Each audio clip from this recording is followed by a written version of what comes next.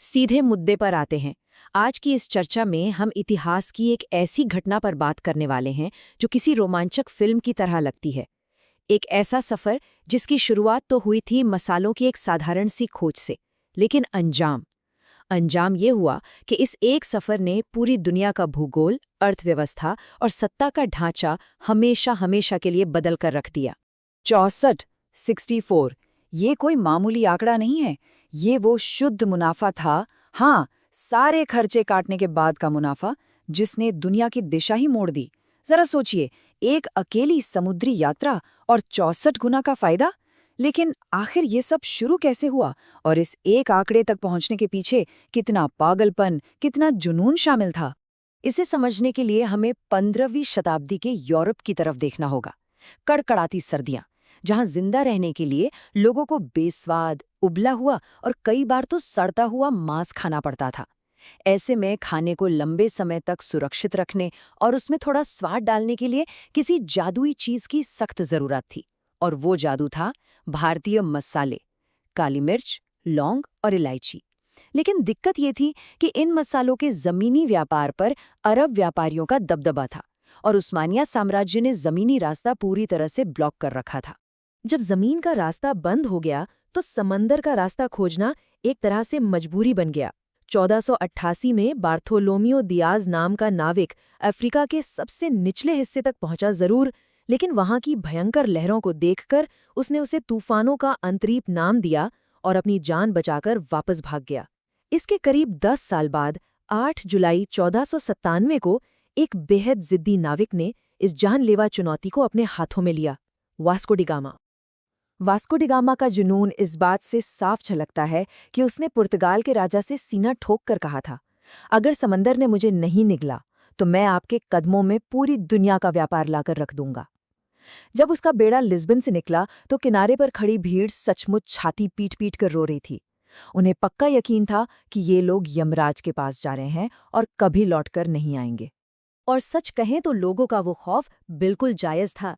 बिना किसी सटीक नेविगेशन के खुले समंदर में 10-10 मंजिला ऊंची लहरों से टकराना कोई मजाक नहीं था।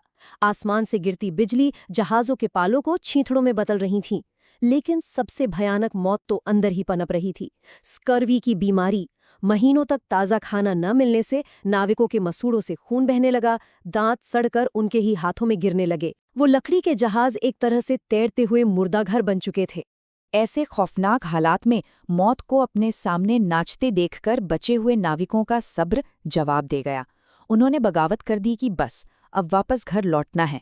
लेकिन यहाँ वास्को डी गामा का असली सनकीपन बाहर आया।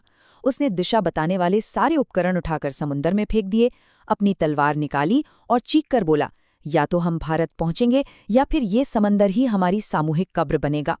उसने अपने ही लोगों को मारने की धमकी दी और उन्हें उसी खूंखार रास्ते पर आगे धकेल दिया। और आखिरकार मौत के उन तूफानों से लड़ते झगड़ते ये टूटा फूटा बेड़ा पूर्वी अफ्रीका के शांत मलिंदी तट पर आ पहुंचा। यहाँ इन थके हारे और लाचार नाविकों को अब सिर्फ एक ही चमत्कार की तलाश थी, कोई ऐसा इंसान जो इस अनजान हिंद महासागर का उस्ताद हो। और यहीं उनकी किस्मत पलटी। उनकी मुलाकात एक भारतीय नाविक से हुई। इस शख्स को सितारों की चाल, मॉनसून की हवाओं और समुद्री धाराओं का ऐसा गहरा और सजीव ज्ञान था कि पुर्तगाली हैरान रह गए। इसी ज्ञान ने सचमुच दुनिया का नक्शा हमेशा के लिए पलट दिया, क्योंकि मॉनसूनी हवाओं ने खुद उनके जहाज़ों को उनकी मंजिल की तरफ धकेलना शुरू कर दिया। धीरे धीरे ये लंबा सफर अपने आखिरी पड़ाव पर पहुंच रहा था। पहले आसमान में पूर्व की ओर उड़ते समुद्री पक्षी दिखे, जमीन का इशारा। फिर जहाज़ों की उस सड़ांध के बीच अचानक हवा में चंदन, इलायची और काली मिर्च की एक दिव्य खुशबू तैरने लगी।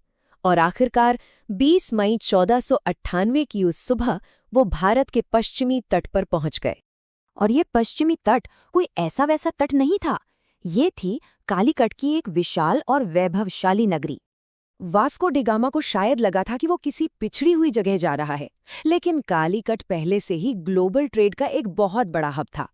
वहां कीमती मसाले मिट्टी की तरह बोरियों में भरे पड़े थे। फर्क देखिए, वास्को डी गामा अपने साथ जो तोहफे लाया था उनमें कुछ सस्ती लकड़ियां, ऊनी टोपियां, पीतल के बर्तन और थोड़ा शहद था।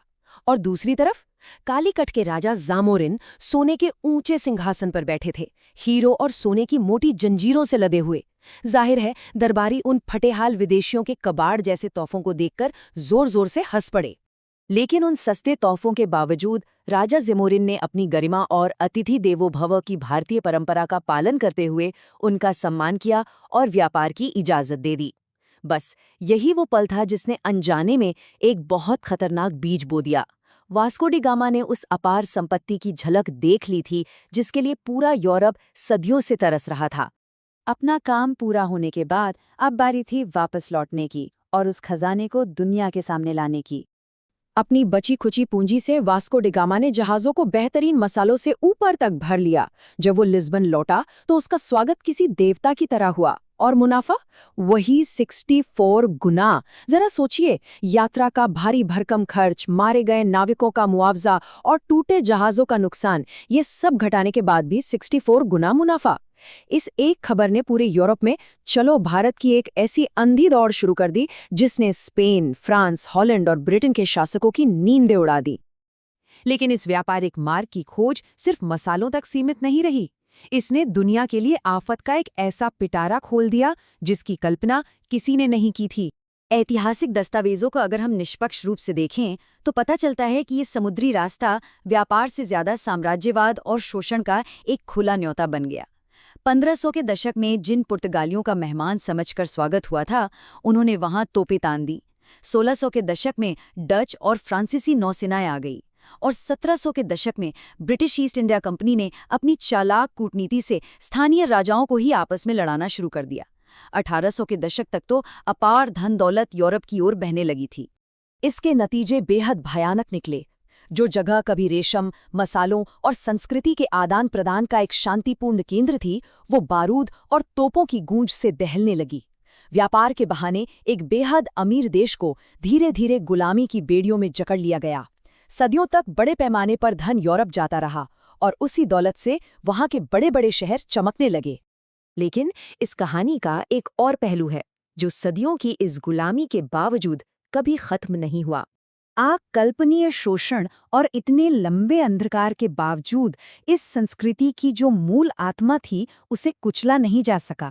और फिर इतिहास का वो निर्णायक दिन आया, 15 अगस्त 1947, वो दिन जब सदियों पुरानी बेड़ियों को हमेशा के लिए तोड़ दिया गया।